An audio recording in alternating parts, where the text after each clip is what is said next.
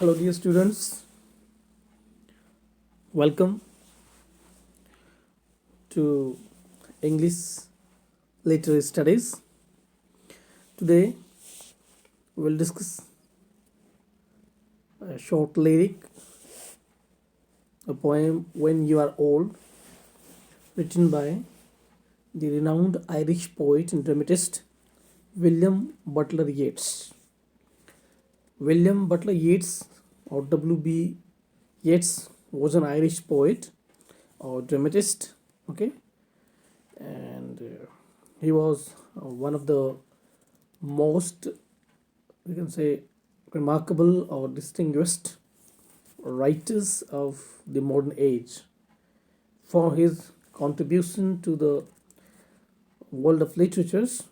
World of literature, he was awarded a Nobel Prize for Literature in 1923. Yeats had a lifelong attraction and love for Morgan, okay, and Morgan,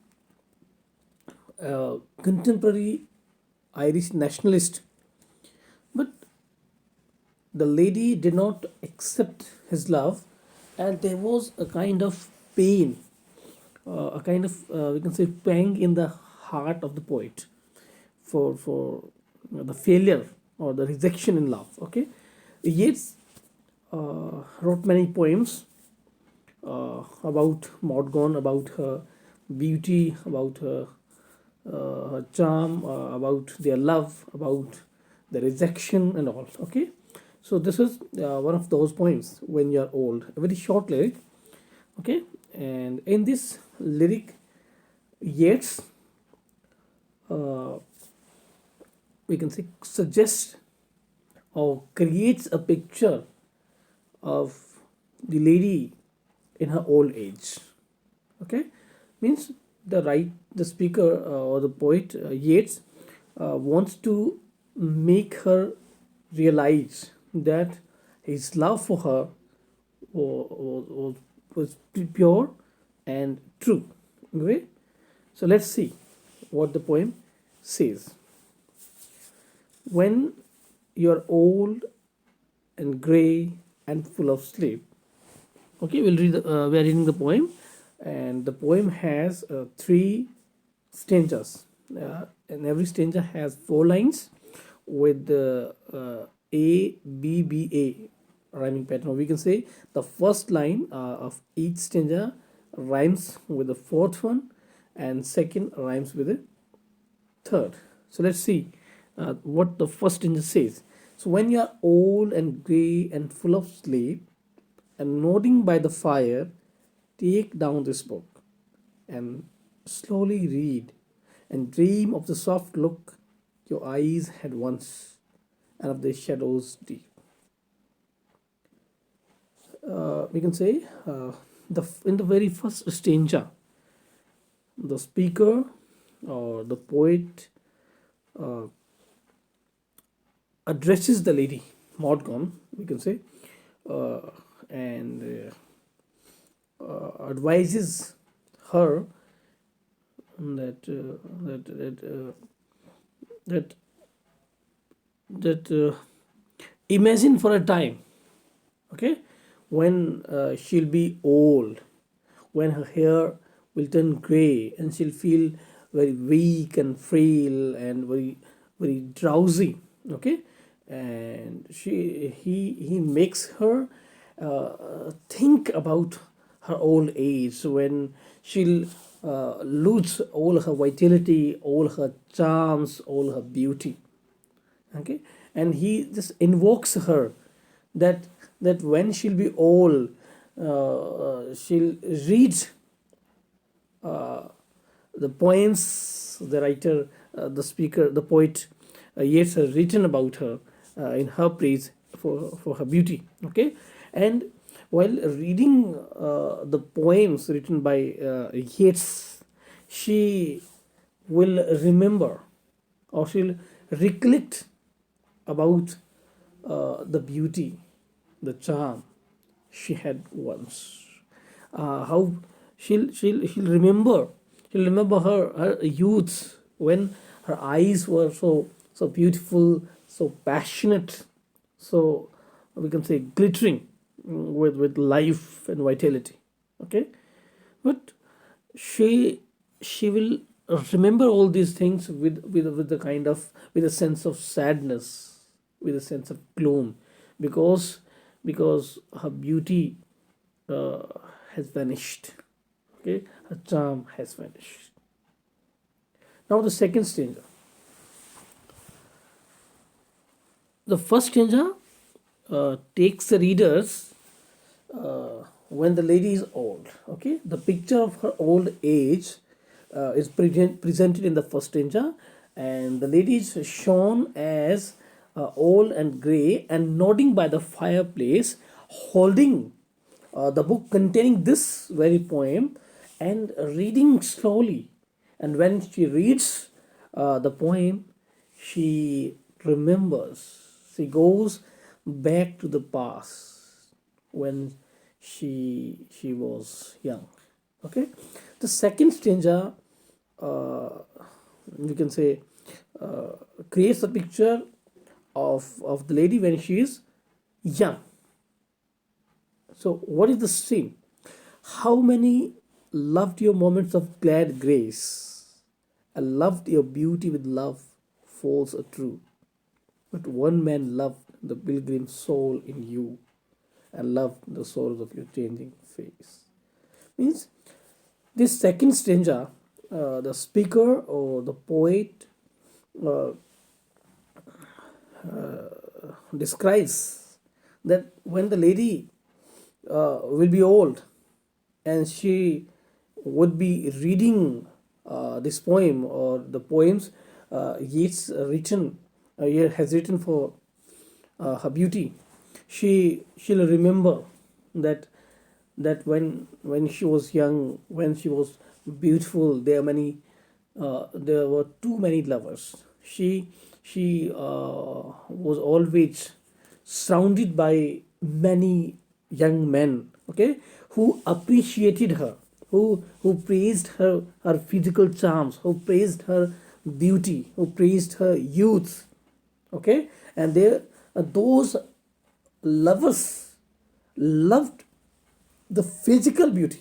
Okay, so their love, the writer is uncertain, or the writer is not certain about the truth of their love is not true. Why? Because their love was bound, their love was restrained up to the beauty, the physical beauty, we can say, the youth and charm of the lady.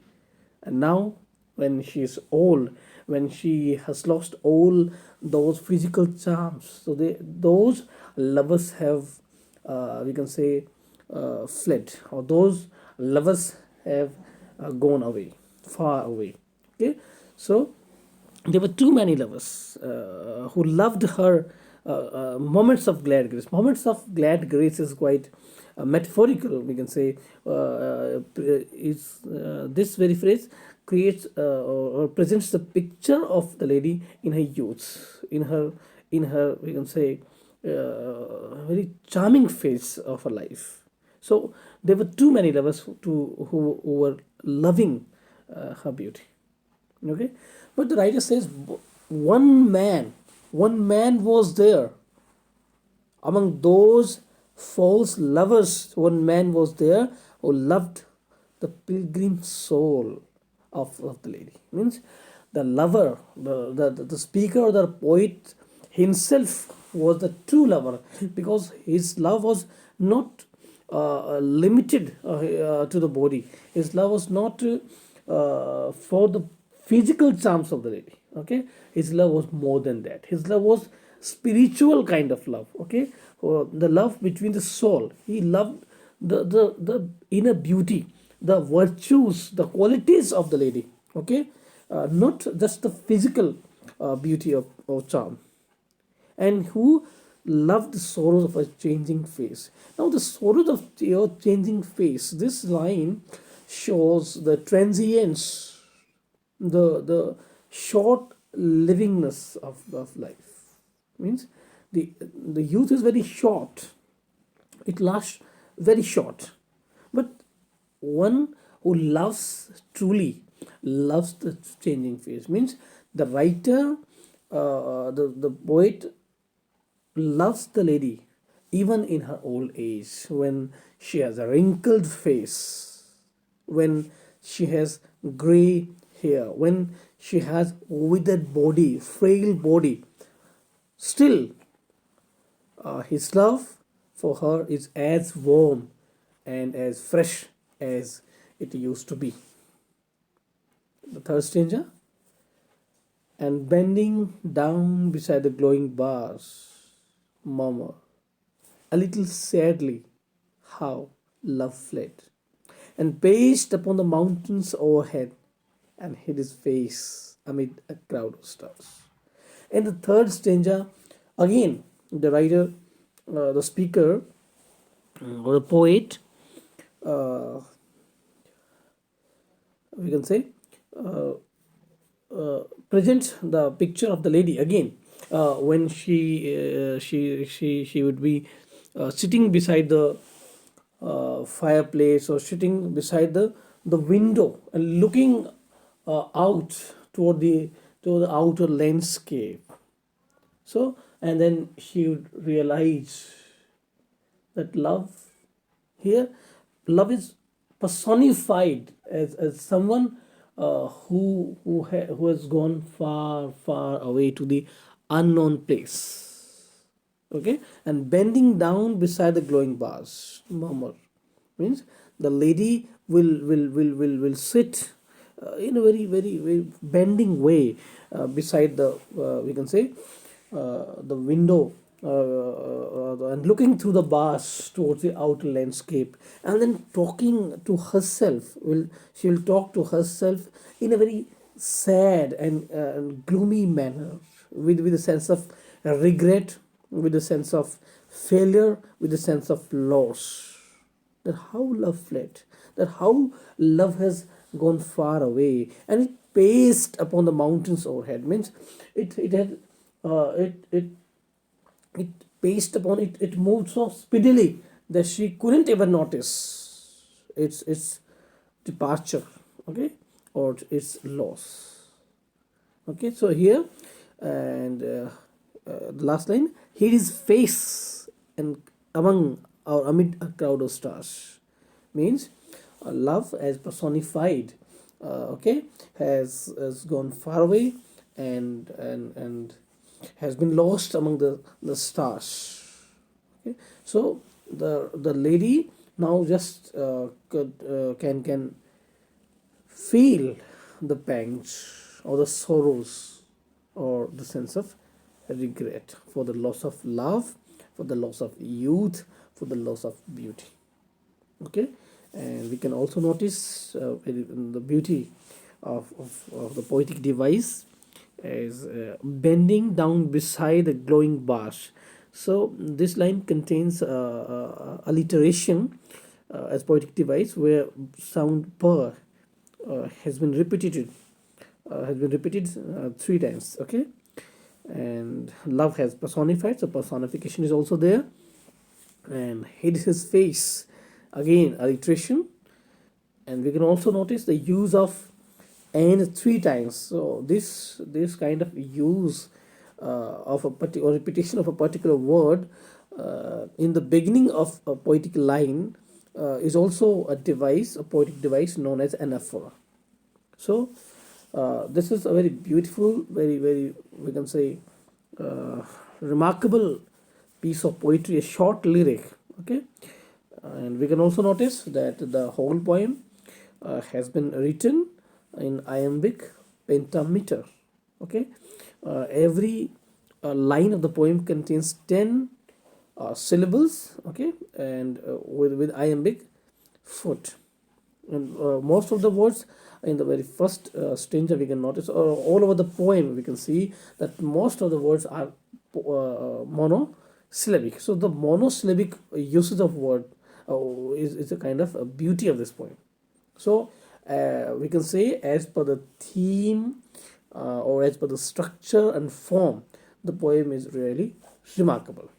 So, okay, dear students, I hope you understand this poem.